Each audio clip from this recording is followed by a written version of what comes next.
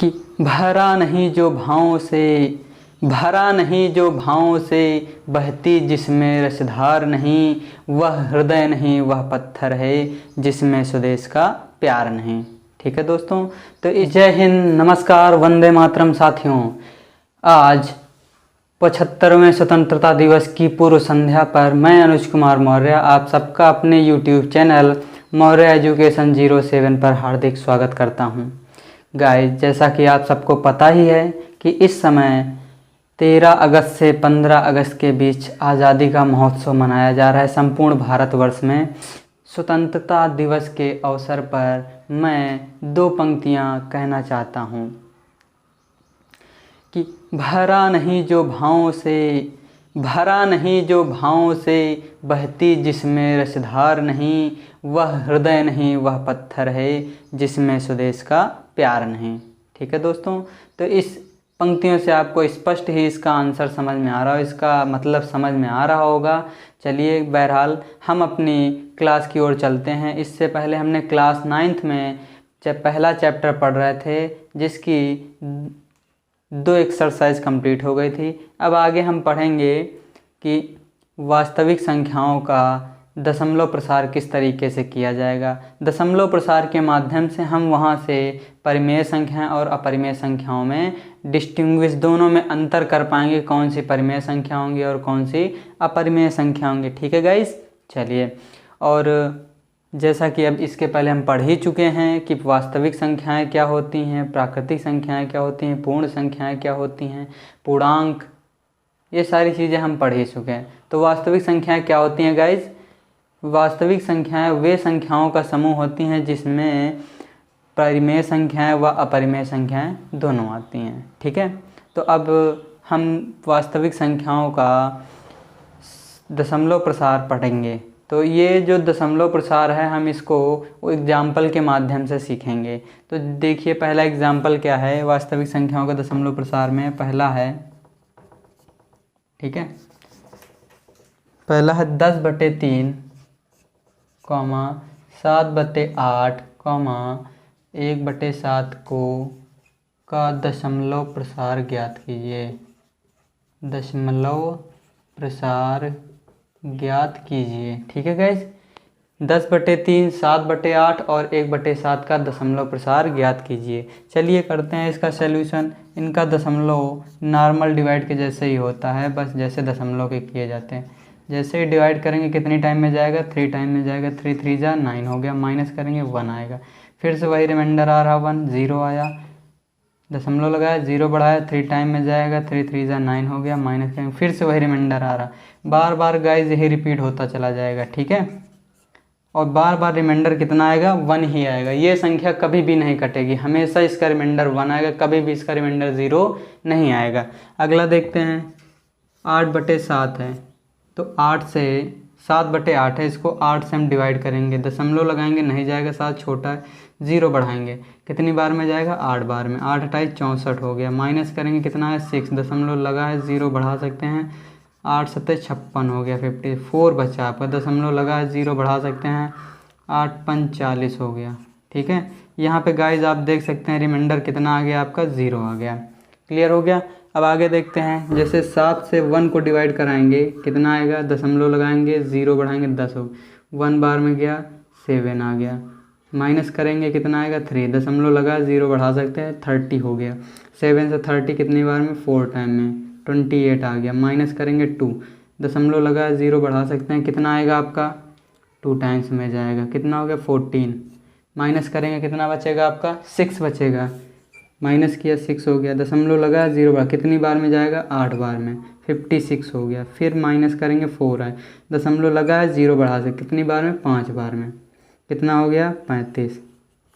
Minus करेंगे, 5 आ गया आपका। दशमलव लगा, 0, 50 हो गया। अब जैसे ही 7 का टेबल पढ़ेंगे, 7 टाइम कितना हो गया? 49। माइनस करेंगे 1। फिर देखिए, वही जो शुरुआत में 1 था, फिर वही आ गया।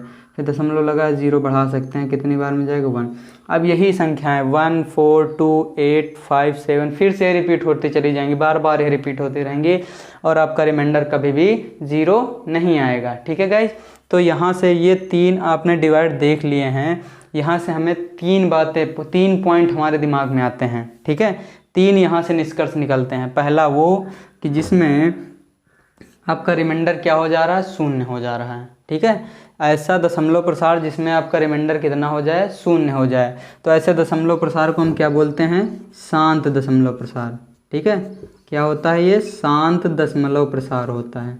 क्लियर हो गया यहाँ पे, ये आपका शांत दशमलव प्रसार हो जाएगा क्योंकि रिमाइंडर 0 आ रहा है, ठीक है।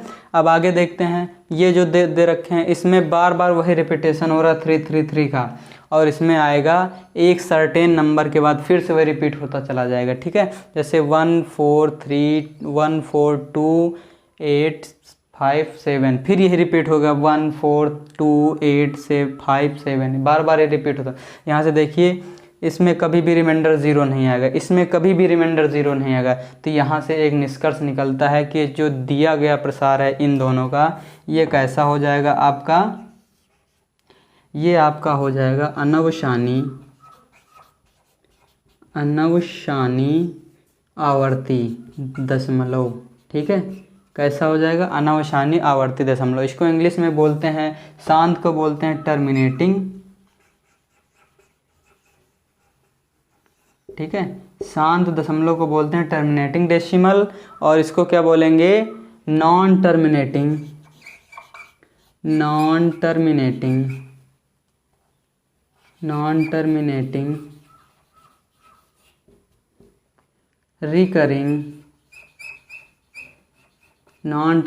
रिकरिंग डेसिमल, ठीक है।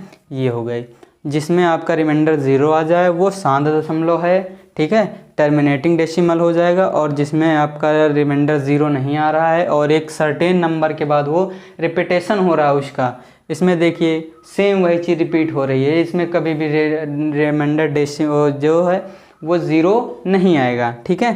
तो ये ऐसे जो डेसिमल का प्रसार होता है, ऐसे दशमलव जो प्रसार होते हैं उनको क्या बोलते हैं, अनवसानी आवर्ती दशमलव कहलाते हैं, ठीक है। क्लियर हो गया ये, ठीक है। चलिए अगर इतना हो गया हो तो नोट करते हैं। उसके बाद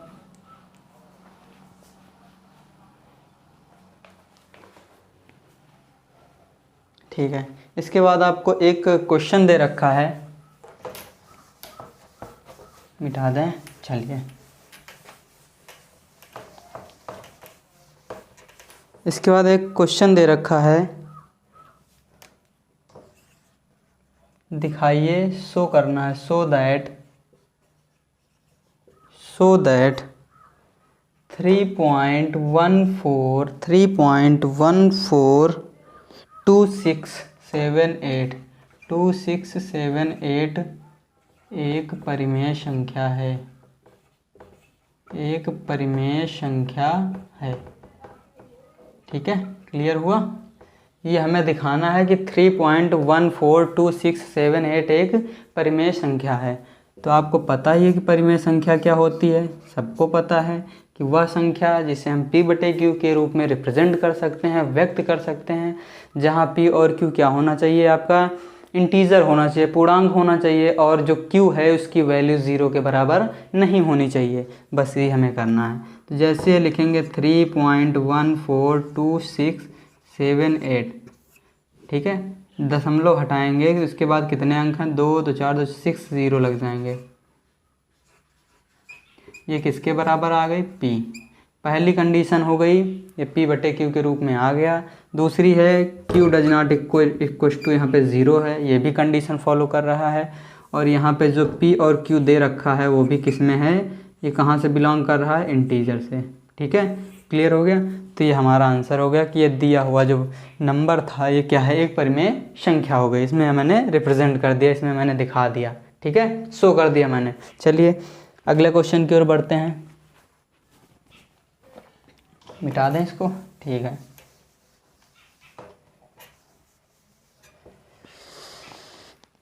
कह रहे हैं कि अगला क्वेश्चन है 0.333, ये डॉट डॉट है, इसका मतलब है 0.3 का बार। इसको हमें दिखाना है कि ये क्या है, आपका एक परिमेय संख्या है, को P/Q के रूप में व्यक्त कीजिए। ठीक है। और एक कंडीशन और दे रखी है, पी और क्यू कहाँ से बिलोंग करने चाहिए, एक पूर्णांक होने चाहिए और क्यू का मान 0 के बराबर नहीं होना चाहिए। ये इस क्वेश्चन में ऐड है, ठीक है। आगे इसको सॉल्व करते हैं, ठीक है। सॉल्यूशन लिखते हैं इसका। देखिए जो पूरा टोटल दे रखा है इसको हम क्या मान लें, एक्स। लेट एक्स बराबर 0.3333 डॉट डॉट डॉट डॉट, ठीक है। इसको इक्वेशन फर्स्ट मान लें। ये हो गया आपका इक्वेशन फर्स्ट हो गया। अब चलिए इस यहाँ पे लिख सकते हैं इक्वेशन 1, ठीक है। इक्वेशन 1 मल्टीप्लाई बाई 10, ठीक है। यहाँ से समझ में आ रहा है। इक्वेशन 1 का हम क्या करें, 3 से मल्टीप्लाई करते हैं। क्लियर है।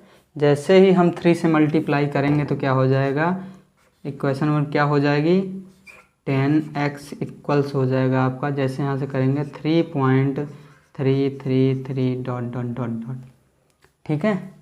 अभी हम जैसे ही इसको हल करेंगे हो गया 10x बराबर आपका कितना हो गया, 3 + 0.3333 डॉट डॉट डॉट।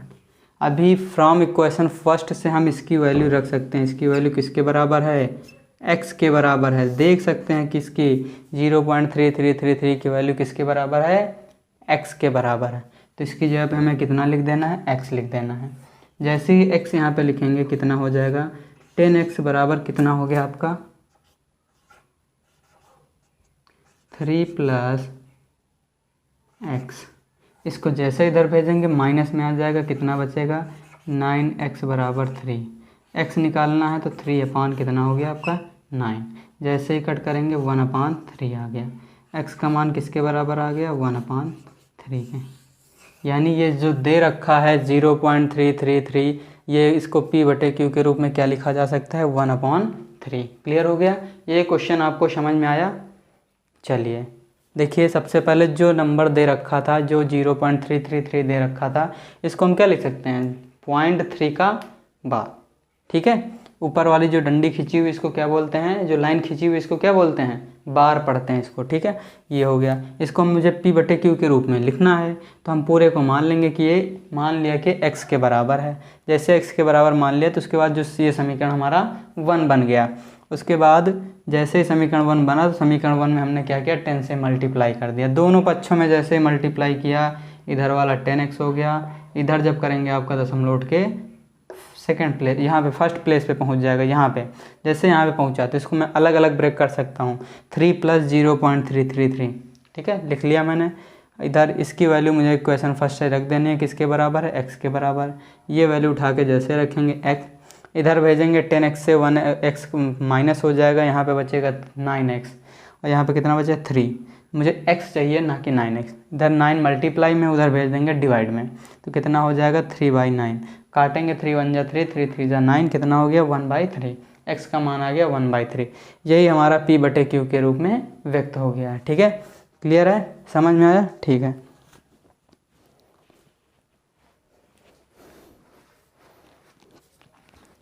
अगला देखिए,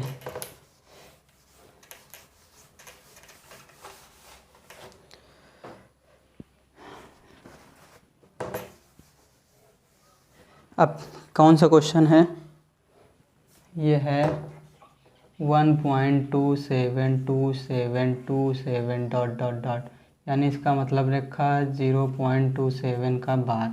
इसको मुझे p/q के रूप में व्यक्त करना है। ये क्वेश्चन दे रखा है तो हम कैसे सॉल्व करेंगे, इसको मान लेंगे लेट x बराबर 1.272727 डॉट डॉट डॉट, ठीक है।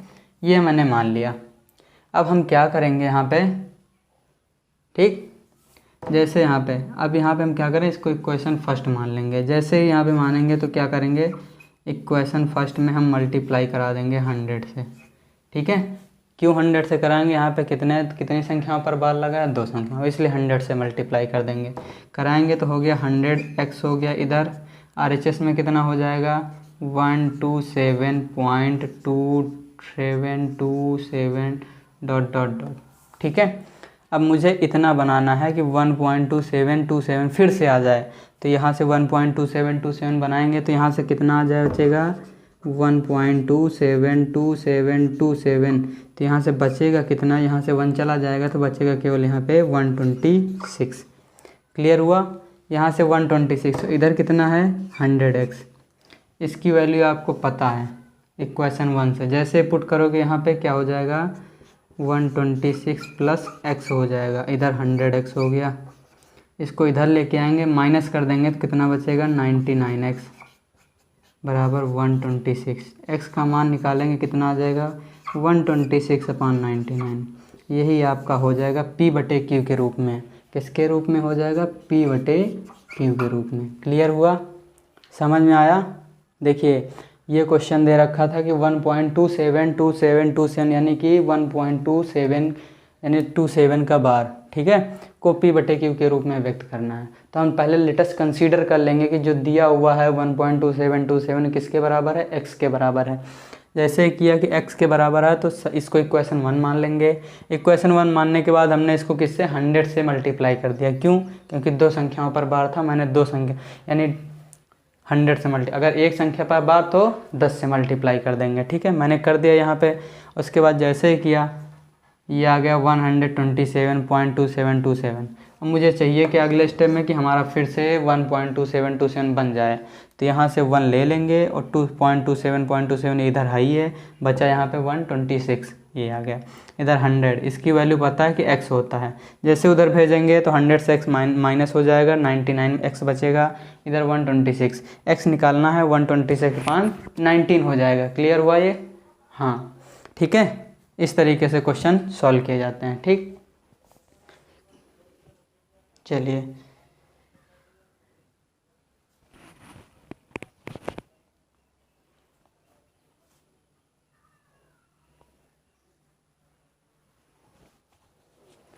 चलिए अगला क्वेश्चन पे चलते हैं।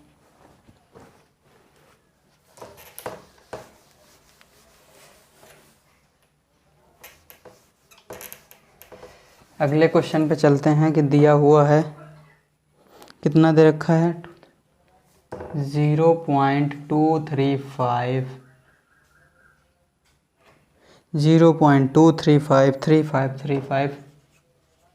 3535 ये दे रखा है आपका, ठीक है, डॉट डॉट डॉट करके दे रखा है।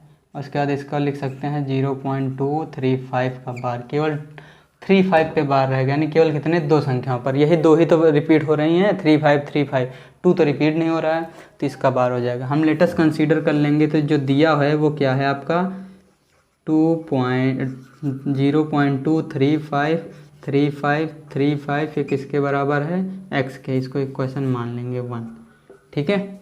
अब हम क्या करेंगे, जो दिया है इक्वेशन 1 को हम क्या करेंगे 100 से मल्टीप्लाई कर देंगे, मल्टीप्लाई बाई 100। जैसे ही 100 से हम मल्टीप्लाई करेंगे कितना आ जाएगा ये 100x बराबर कितना हो गया आपका, इधर मल्टीप्लाई करेंगे तो हो जाएगा 23.5353 डॉट डॉट डॉट, ठीक है, ऐसे ही चला जाएगा।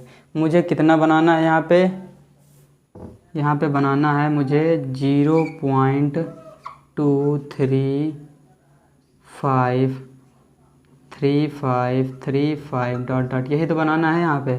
जब इतना निकल आया तो यहाँ पे बचा कितना, यहाँ पे बचा 23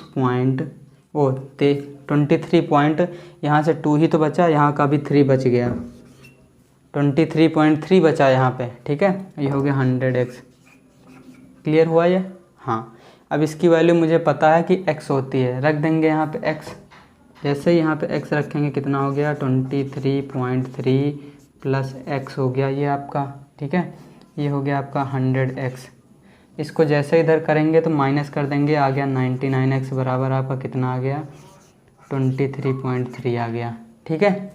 अब जैसे x निकालेंगे तो कितना आ जाएगा 23.3/99। जैसे ही दशमलव हटाएंगे आपका 0 यहाँ पे पड़ जाएगा, तो x का मान यहाँ पे कितना आ गया, x बराबर 23 और 233 आ गया और 990 आ गया। ये हमारा p/q के रूप में व्यक्त हो गया। क्लियर हो गया, समझ में आया।